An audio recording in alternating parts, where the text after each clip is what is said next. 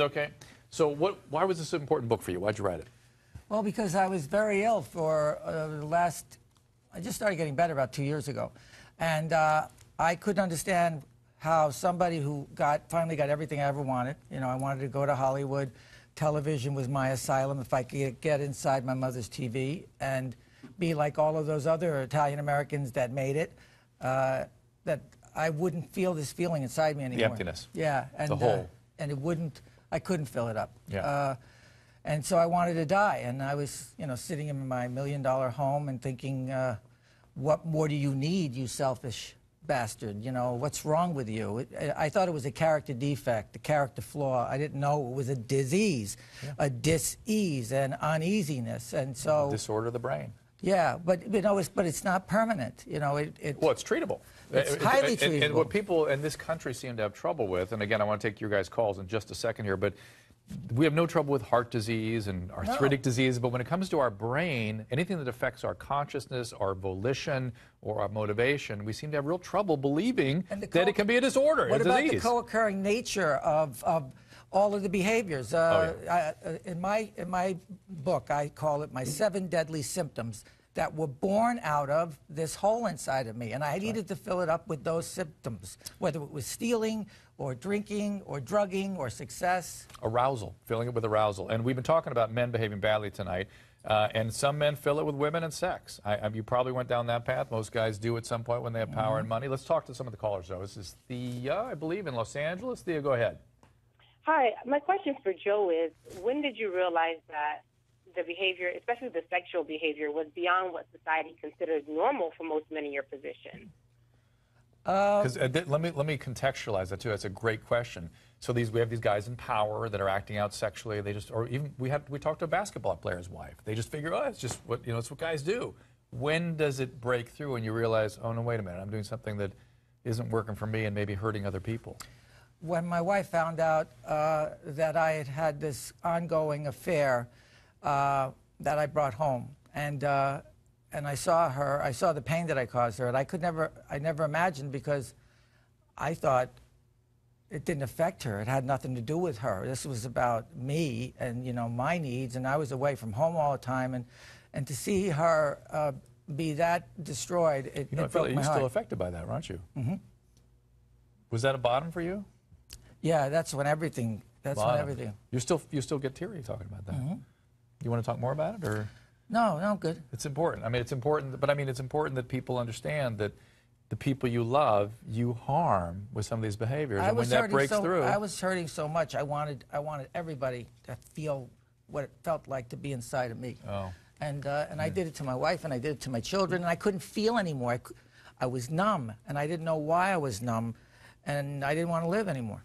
Yeah, emotional numbing is a dangerous. Emptiness, numbing, these are common experiences in this country today. Let's go out to Massachusetts, talk to Christine. Go out, Christine. What do you got? Hi, Dr. Drew. Hi, Christine. Love your show, by the way. Thank you, ma'am. My question is for you, Dr. Drew. How long does it take to withdraw off of Xanax? Oh, well, you're going in a slightly different direction. Do you ever take Xanax? Yeah. Xanax is a short-acting benzodiazepine. It's something that, if you remember, Whitney Houston, they found in the bathroom with her, is a highly addictive drug. If you have any history of addiction, you should not be on this medication. And if you must take it for some reason, please not more than 2 weeks. It can become dependent very quickly, very easily. The withdrawals are awful. They're very intense for about 2 weeks. They're biphasic. They're very intense up to about 5 days. And then a peak again about 10 days. People think, oh my God, it's coming back, which it does. Seizures are very common. You need to see a doctor who has a good deal of experience in treating this. And if you do get strung out on it, that's addiction. And you need to have addiction. And remember, the thing about addiction is, once you stop doing the drug, your brain is still left in a state where you are now altered. Even though you're not doing the drugs anymore, you're not the same as before you triggered the addiction. So that needs to be treated in and of itself. And in your case, you had co-occurring disorders. You had depression. You had the mom that traumatized you. I mean, all these things need to be treated. A lot of this kicked up on 9/11. Oh, no kidding. Yeah, because I didn't understand any of those feelings. I forgot. A lot of the stuff came up in therapy. And I was beside myself. I was ecstatic. I felt like I hit the trifecta.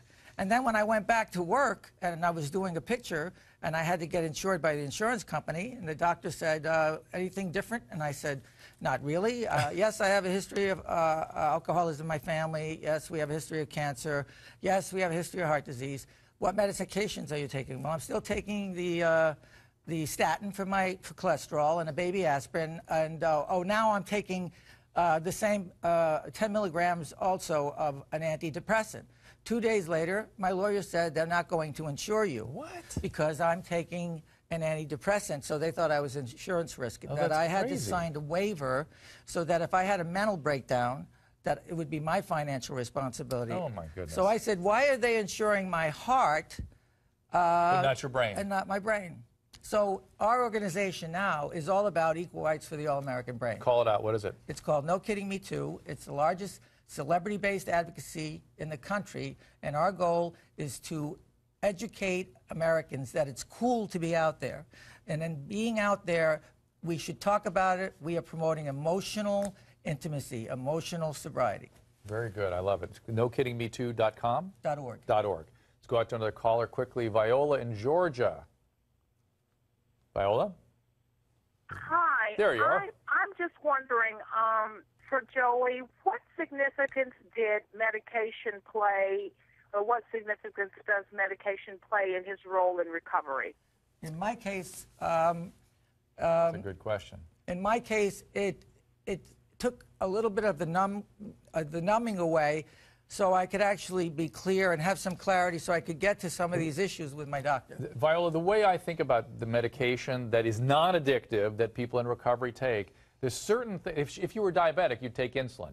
And by the way, let's remind ourselves, Viola, that people that do drugs that injure the brain, that could keep them chronically depressed, and those chemicals have to be supported by something.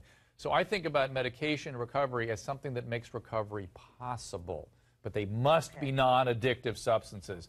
A quick Facebook now. Thanks, Viola. And again, know what the addictive drugs are. Benzodiazepines, opiates, psychostimulants, those are new. Elaine says on Facebook, Joe has been very open about suffering from depression. The recent death of Mike Wallace has brought this issue back to the fore. Does chronic depression offer any positives for an actor, maybe as a way to deeper, darker consciousness for certain roles? Interesting. And people talk about this. Does that artistic, do you pull on those dark aspects, those dark corners for your artistic work? Yeah, and in the documentary, I talk with Dr. That is from... this, right? That's the No Kidding Me Too documentary? Yeah, at McLean Hospital. I shot at McLean Hospital, and I asked the doctor, did I make myself crazy by manipulating my brain all these years and pulling up these emotions? And he said that, in fact, I created a craft that sublimated all of this unresolved pain. So I put it through the characters. Oh, I see. You'd act it out in the characters. Yeah. It's really been a pleasure, Joe. I really thank you for coming in here. Thank you. No Kidding Me Too. I mean, Yes. I think it's a very powerful message you're putting out.